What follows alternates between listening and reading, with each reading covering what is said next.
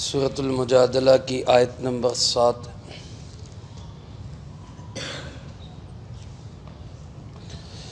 الحمد للہ وکفیٰ وسلام علی عبادہ الذین اصطفیٰ، خصوصاً علی سید الرسل وخاتم الانبیاء وعلی آلہ واصحابہ الاتقیاء۔ اما بعد فاعوذ باللہ من الشیطان الرجیم، بسم اللہ الرحمن الرحیم۔ ألم تر أن الله يعلم ما في السماوات وما في الأرض ما يكون من نجوى ثلاثة إلا هو رابعهم ولا خمسة إلا هو سادسهم ولا أدنى من ذلك ولا أكثر إلا هو معهم أينما كانوا ثم ينبئهم بما عملوا يوم القيامة إن الله بكل شيء عليم۔ ألم تر إلى الذين نهوا عن النجوى ثم يعودون لما نهوا عنه ويتناجون بالإثم والعدوان ومعصية الرسول وَإِذَا جَاءُوكَ حَيَّوْكَ بِمَا لَمْ يُحَيِّكَ بِهِ اللَّهُ وَيَقُولُونَ فِي أَنفُسِهِمْ لَوْلَا يُعَذِّبُنَا اللَّهُ بِمَا نَقُولُ حَسْبُهُمْ جَهَنَّمُ يَصْلَوْنَهَا فَبِئْسَ الْمَصِيرُ۔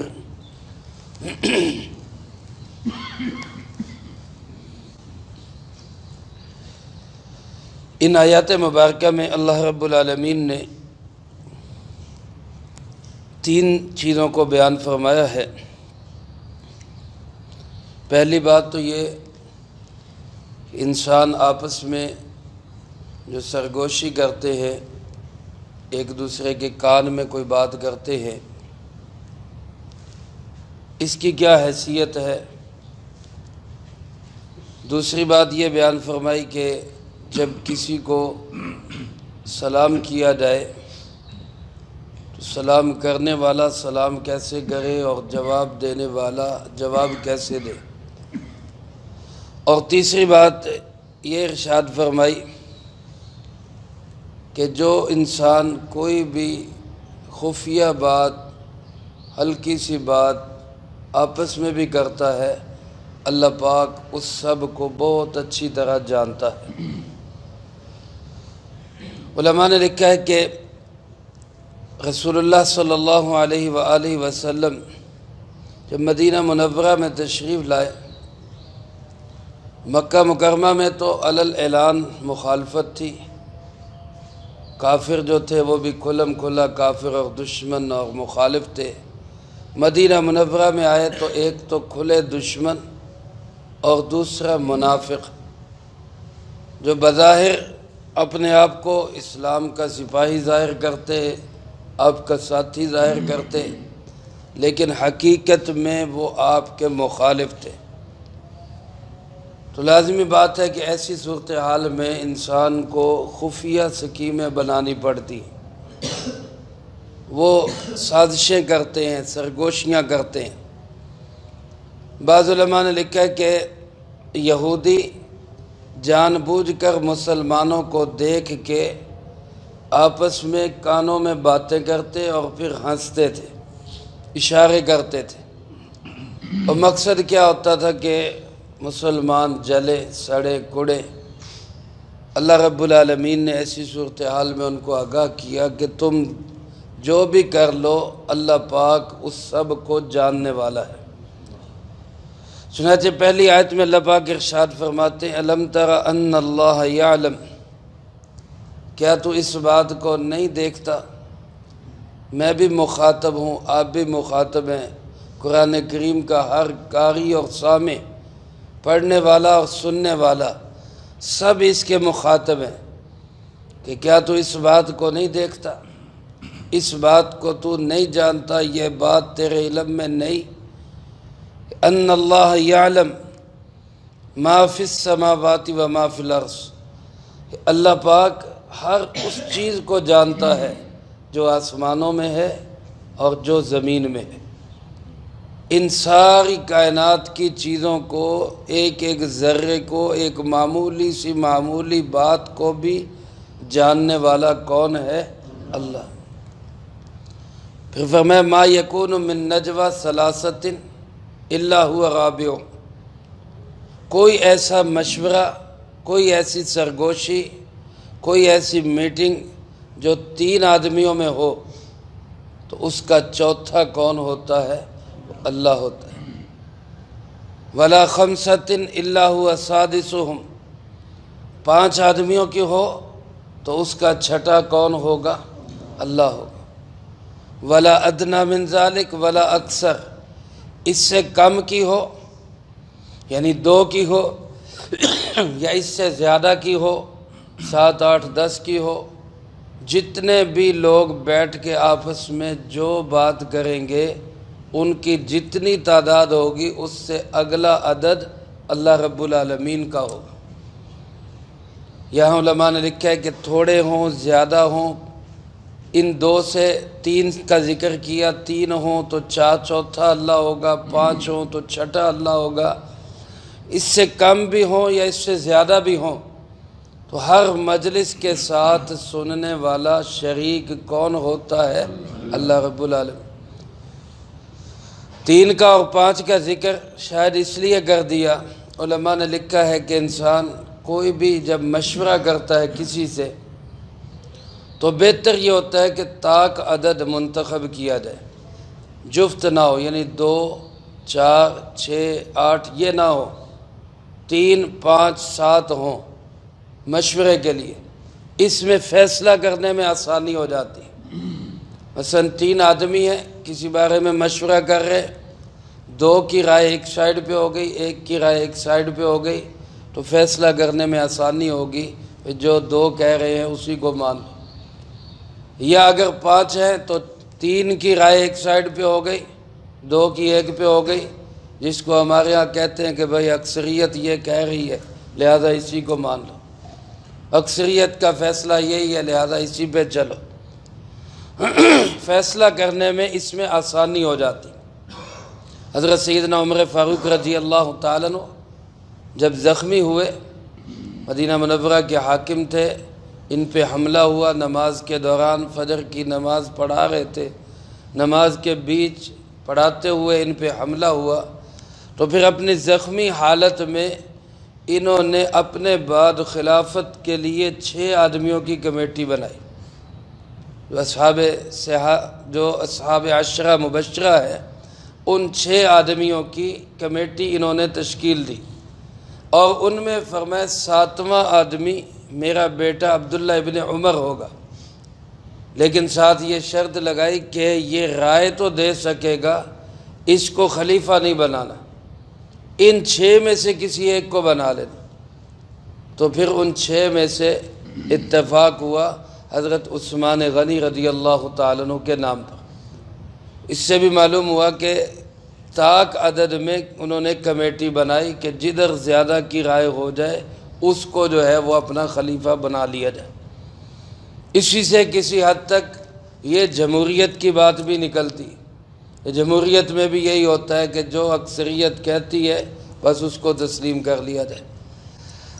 اسلامی جمہوریت اور مغربی جمہوریت میں تھوڑا سا فرق یہ ہے کہ مغربی جمہوریت خالصتاً لوگوں کی رائے پہ ہے۔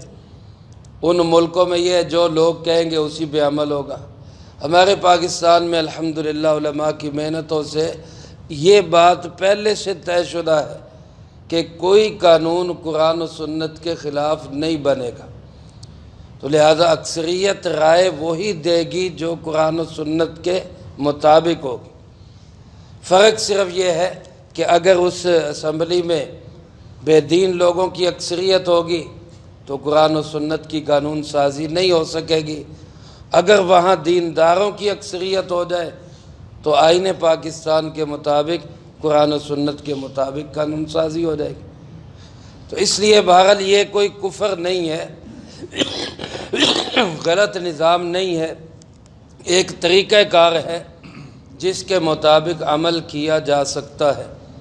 بہرحال اللہ پاک فرماتے تم 3 ہو تو چوتھا میں، تم 5 ہو تو چھٹا میں، کم ہو تو تب بھی میں تمہارے ساتھ، زیادہ ہو تو تب بھی میں تمہارے ساتھ۔ لہذا آپس کی بات کرتے ہوئے بھی یہ ذہن میں رکھا کرو کہ وَهُوَ مَعَهُمْ أَيْنَمَا كَانُوا، وہ اللہ تمہارے ساتھ ہے، تم جہاں کہیں بھی ہو۔ اللہ ان لوگوں کے ساتھ ہوتا ہے، یہ جہاں کہیں بھی چلے جائیں۔ میرے بھائیو، اس میں یہ بات بھی پتہ چل گئی کہ چاہے کوئی انسان دین کے بارے میں باتیں کر رہے، 3 آدمی بیٹھ کے دین کی تبلیغ کے بارے میں، اشاعت کے بارے میں، دین کو پھیلانے کے بارے میں، قرآن و سنت کے اشاعت کے بارے میں بات کر رہے، ان کو بھی جاننے والا کون ہے؟ اللہ۔ گویا ان کو اپنی نیت درست کرنی چاہیے کہ ہم یہ کام صرف کس کے لیے کر رہے ہیں؟ اللہ رب العالمین۔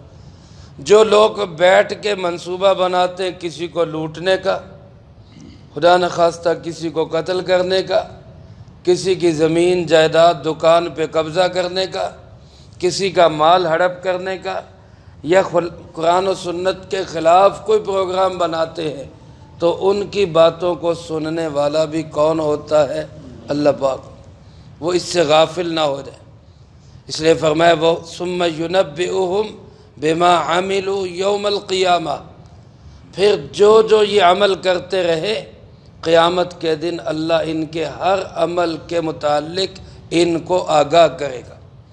اللہ بتائے گا، ان کو خبر دے گا کہ جناب آپ نے فلاں دن فلاں وقت یہ باتیں کی تھی، یہ پروگرام بنائے تھے آپ نے، اس قسم کی آپ نے جو ہے وہ سکیمیں تیار کی تھی۔ اللہ پاک فرماتے ان اللہ بکل شیء علیم، ہر چیز کو جاننے والا کون ہے؟ اللہ۔ پھر جناب نبی پاک صلی اللہ علیہ وسلم نے یہودیوں کو منع کیا تھا کہ بھائی جب آپس میں بیٹھے ہو تو ایسے سرگوشیاں نہ کرو جس سے کسی کو تکلیف ہو، کانا پھوسی نہ کیا کرو، کانوں میں بات کر کے اشارے کر کے ہنسا نہ کرو، کسی دوسرے کے لیے باعث اذیت نہ بنا کرو۔ لیکن یہودی یا بعض منافق اس کے باوجود ایسی حرکتیں کرتے ہیں۔ یہ ایک معاشرتی برائی ہے، ہمارے اندر بھی یہ پائی جاتی ہے۔ کہیں غمی خوشی کے موقع پہ اکٹھے ہوں تو آپس میں پتہ ہوتا ہے کس کی کس کے ساتھ بنتی ہے، کس کی کس کے ساتھ نہیں بنتی، تو وہ برادری والے پھر جن کی آپس میں بنتی ہے دوسروں کو جلانے کے لیے جان بوجھ کے وہ کانوں میں باتیں کر کے ہنسیں گے تاکہ وہ سڑیں اور جلیں۔ حالانکہ بخاری و مسلم میں حدیث موجود ہے، رسول اللہ صلی اللہ علیہ وسلم نے ارشاد فرمایا جہاں کہیں تم 2 ہو 3 ہو، جہاں کہیں تم 3 افراد ہو تو 3 میں سے 2 ایک کو چھوڑ کے فلا یتناجا رجلان غیر واحد، ایک آدمی کو چھوڑ کے 2 آپس میں سرگوشی نہ کریں، 2 آپس میں کانوں میں باتیں نہ کریں۔ کیوں؟ کہ اس سے اس کو اذیت ہوگی، اس کو تکلیف ہوگی کہ پتہ نہیں ایسی کیا بات کر رہے جو مجھ سے چھپا کے کی جا رہی۔ یہ بعض دفعہ ایسا ہوتا ہے نا، بندے 2-3 باتیں کر رہے، ایک آدمی اندر داخل ہوتا ہے تو وہ ایک دم چپ کر جاتے ہیں۔ اب ظاہر ہے اس میں بھی آنے والے کو تکلیف ہوتی بھی، پہلے باتیں کر رہے تھے اب چپ کر کے اب پتہ نہیں میرے متعلق ہی باتیں کر رہے تھے۔ اس میں اسلام کا یہ ادب بھی ملحوظ رہے کہ آنے والا اجازت لے کے آئے، دستک دے کے آئے، تو ظاہر ہے جب وہ دستک دے کے اجازت لے کے آئے گا اس کو تکلیف نہیں ہوگی۔ اور یہاں جو بیٹھے ہیں یہ اس کے خلاف بات نہیں کر رہے، کسی موضوع پہ بات کر رہے ہیں تو یہ کرتے رہے، یہ خاموش نہ ہو تاکہ اس کو کوئی اذیت اور تکلیف نہ ہو۔ لیکن اگر کوئی شخص ایسی حرکت کرے گا تو اللہ پاک فرماتے ہیں کہ پھر میں جانتا ہوں یہ کیا کر رہا ہے۔ فرمایا الم تر الی الذین نہوا، کیا تو نے دیکھا نہیں ان لوگوں کو جن کو روکا گیا، منع کیا گیا عن النجوى، سرگوشیاں کرنے سے۔ کانا بھوسی کرنے سے، کانوں میں باتیں کرنے سے جن کو روکا گیا تھا، لیکن ثم یعودون لما نہوا عنہ، پھر بھی یہ اسی بات کی طرف واپس لوٹتے رہے جس سے روکا گیا تھا، ان کو منع کیا گیا تھا، یہ پھر وہی کرتے رہے۔ اور پھر سرگوشیاں بھی کس کی کرتے ہیں؟ فرمایا وَيَتَنَاجَوْنَ بِالْإِثْمِ وَالْعُدْوَانِ وَمَعْصِيَةِ الرَّسُولِ، سرگوشیاں کرتے ہیں گناہ کی، سرگوشیاں کرتے ہیں زیادتی کرنے کی، اور سرگوشیاں کرتے ہیں اللہ کے رسول صلی اللہ علیہ وسلم کی نافرمانی کی، اس کی سکیمیں بناتے۔ دوسری جگہ قرآن کریم میں سورۃ نساء میں اللہ پاک ارشاد فرماتے ہیں لا خیر فی کثیر من النجوى، یہ جو اکثر سرگوشیاں ہوتی ہیں، اکثر جو کانوں میں باتیں ہوتی ہیں، ان میں کوئی بھلائی نہیں ہوتی، کوئی خیر نہیں ہوتی، الا من امر بصدقۃ او معروف، ہاں اگر کوئی شخص کانوں میں بات کر کے کسی کو صدقے کا کہے، کسی کو نیک کام کرنے کا کہے تو چلو اس میں تو بھلائی ہوگی، ورنہ اکثر جو چپکے باتیں کی جاتی ہیں ان میں بھلائی نہیں ہوتی۔ فرمایا یہ گناہ کی سرگوشیاں کرتے، یہ زیادتی کی سرگوشیاں کرتے، اور رسول اللہ صلی اللہ علیہ وسلم کی نافرمانی کے منصوبے بناتے۔ اب یہ لوگ تو سمجھتے تھے کسی کو پتہ نہیں چلے گا، اللہ کو پتہ چل بھی گیا اور اللہ نے ساری دنیا کو بتا بھی دیا، یہ ایسی حرکتیں کرتے۔ دوسری کیا حرکت ہے؟ فرمایا وَإِذَا جَاءُوكَ، اے محبوب کبریا جناب محمد مصطفیٰ صلی اللہ علیہ وسلم، جب یہ آپ کے پاس آتے ہیں حَيَّوْكَ بِمَا لَمْ يُحَيِّكَ بِهِ اللَّهُ، تو یہ ایسے سلام کرتے ہیں آپ کو جیسے اللہ نے سلام کرنا سکھایا نہیں ہے۔ اللہ پاک نے سلام کرنا کیسے سکھایا؟ آدم علیہ السلام کو پیدا کیا اور آدم علیہ السلام سے فرمایا جاؤ وہ فرشتوں کی جماعت ہے ان سے جا کے کہو السلام علیکم ورحمۃ اللہ وبرکاتہ، پھر آگے فرشتے جو جواب دیں یہ سلام و جواب ہوگا تیری ساری اولاد کا۔ آدم علیہ السلام نے جا کے فرشتوں کو سلام کیا، انہوں نے جواب میں فرمایا وعلیکم السلام، تو یہی سلام یہی جواب ساری انسانیت کا ہے، یہ ہم نے اپنے بنا لیے۔ کوئی آداب کہتا ہے، کوئی گڈ مارننگ کہتا ہے، کوئی صباح الخیر کہتا ہے، کوئی صبح بخیر کہتا ہے، یہ سارے خود ساختہ ہے۔ جو اسلام کا سلام ہے، اللہ اس کے رسول صلی اللہ علیہ وسلم کا بتایا ہوا ہے، وہ کیا ہے؟ السلام علیکم۔ السلام اللہ پاک کا نام ہے، ایک دفعہ بندہ کہتا ہے السلام علیکم 10 نیکیاں ملتی، السلام علیکم ورحمۃ اللہ 20 نیکیاں ملتی، السلام علیکم ورحمۃ اللہ وبرکاتہ 30 نیکیاں مل جاتی، لیکن اس سے آگے نہیں ہے۔ وَمَغْفِرَتُ وَجَنَّتَ حَلَالُ وَجَنَّةَ حَرَامُ، یہ بھی ہمارا اپنا بنایا ہوا ہے۔ سلام بس اتنا ہی، السلام علیکم ورحمۃ اللہ وبرکاتہ۔ لیکن یہودی جب آپ صلی اللہ علیہ وسلم کے پاس آتے تو سلام کیسے کرتے؟ وہ یوں کہتے السلام علیکم، السلام علیکم، لام کو درمیان سے ختم کر دیتے، اس کا معنی بنتا ہے تم پہ موت پڑے۔ اس کا معنی دیکھیں کتنا غلط بن گیا، تم پہ موت پڑے۔ آج ہم بھی ان الفاظ کو صحیح ادا نہیں کرتے، السلام علیکم السلام علیکم اس طرح کے الفاظ بولتے، حالانکہ بڑی محبت کے ساتھ اور پیار کے ساتھ پورا لفظ بولنا چاہیے السلام علیکم۔ اللہ پاک نے قرآن کریم میں سلام علی المرسلین، سلام علیکم طبتم فادخلوها خالدین پورا لفظ ارشاد فرمایا۔ تو یہودی کیا کہتے؟ السلام علیکم، السلام علیکم۔ علماء نے لکھا ایک موقع پہ حضرت اماں جان سیدہ عائشہ صدیقہ رضی اللہ تعالیٰ عنہ آپ کے پاس تھی، یہودی آئے تو انہوں نے اسی طرح سلام کیا۔ حضرت عائشہ رضی اللہ تعالیٰ عنہ کو غصہ آیا تو انہوں نے غصے میں فرمایا علیکم السلام واللعنہ، موت تمہیں پڑے اور تم پہ لعنت بھی پڑے۔ آپ صلی اللہ علیہ وسلم نے فرمایا کہ عائشہ نرمی اختیار کرو، عائشہ ان کے جواب میں نرمی اختیار کرو۔ وہ فرمانے لگی میرے سرتاج، میرے محبوب، آپ نے سنا نہیں وہ کیا کہہ رہے؟ وہ السلام علیکم کہہ رہے ہیں، موت کی بد دعا دے رہے ہیں، تو میں ان کو کیوں جواب نہ دوں؟ آپ نے فرمایا تم نے سنا نہیں میں نے کیا کہا؟ فرمایا میں نے کہا وعلیکم۔ آپ اس کے جواب میں صرف اتنا کہتے وعلیکم۔ اس کا مطلب کیا بنتا ہے؟ جو تم نے ہمیں بھیجا ہے وہ ہم پہ نہ ہو، وہ تم پہ ہی ہو۔ آپ نے فرمایا کہ ان کی تو سنی نہیں جائے گی، میری موڑی نہیں جائے گی، میں نے کہہ دیا تو ان پہ ہلاکت پڑے گی، اس لیے جواب دینے کی ضرورت نہیں، بس نرمی اختیار کرو۔ تو ایسا طریقہ تھا یہودیوں کا، لہذا ہمیں احترام کے ساتھ، محبت کے ساتھ پورا لفظ ادا کرنا چاہیے السلام علیکم۔ بعض لوگ درود پاک پڑھتے ہوئے بھی بخل کرتے ہیں، لکھتے ہوئے صرف سواد لکھ دیتے ہیں، حالانکہ جہاں آپ باقی چیزیں لکھ رہے ہیں صلی اللہ علیہ وسلم بھی پورا لکھ دیں۔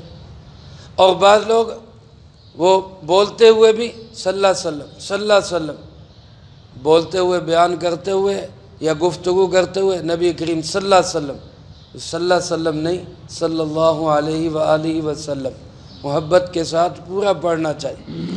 اللہ پاک فرماتے ہیں کہ جب آپ کے پاس آتے ہیں تو اس انداز سے سلام کرتے ہیں جو انداز اللہ نے نہیں سکھایا، اس کے بغیر الٹ کرتے ہیں۔ پھر فرمایا دل ہی دل میں یہ کہتے ہیں وَيَقُولُونَ فِي أَنفُسِهِمْ، اپنے دل میں یہ بات کہتے ہیں۔ یہ بھی دیکھیں رسول اللہ صلی اللہ علیہ وسلم کی نبوت کی کتنی بڑی نشانی کہ انہوں نے دل میں ایک بات کہی، اللہ نے آپ صلی اللہ علیہ وسلم کو آگاہ کر دیا، قرآن میں بتا دیا کہ یہ ایسی باتیں کہتے ہیں۔ اگر انہوں نے نہیں کہی تھی وہ کہہ رہے تھے جی ہم نے تو کہا ہی نہیں، ہم نے تو کہا ہی نہیں، قرآن بھی غلط کہہ رہا ہے، آپ بھی غلط کہہ رہے ہیں، نعوذ باللہ من ذالک، ہم نے تو ایسی بات کہی نہیں۔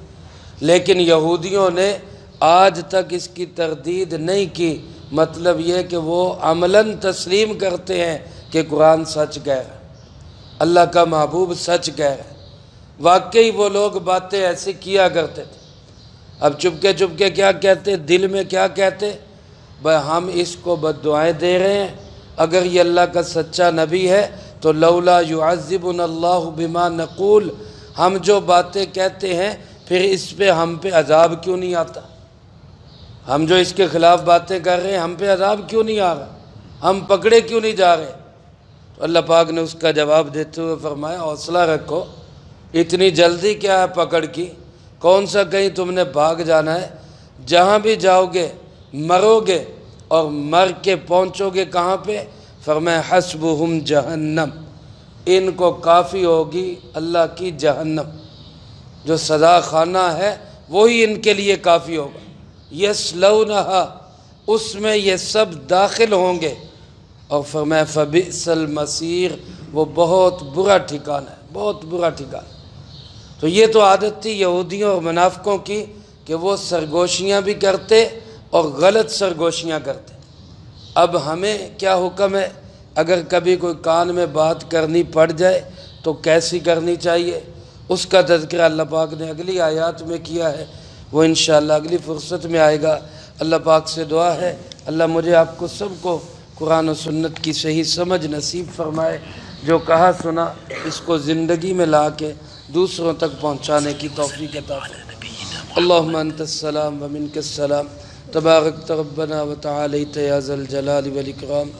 اللہم اعنا علی ذکرک وشکرک وحسن عبادتک، اللہم احسن عاقبتنا فی الامور کلہا واجرنا من خزی الدنیا وعذاب الآخرہ، اللہم باقیتا کباقیت الولید، اللہم استر عوراتنا وآمن روعاتنا، اللہم انا نجعلک فی نحورہم ونعوذ بک من شرورہم، اللہم اکفنا بحلالک عن حرامک واغننا بفضلک عمن سواک، اللہم اکفنا کل مہم من حیث شئت ومن این شئت، رب اغفر وارحم وأنت خير الراحمين رب ارحمهما كما ربياني صغيرا ربنا تقبل منا إنك أنت السميع العليم وتب علينا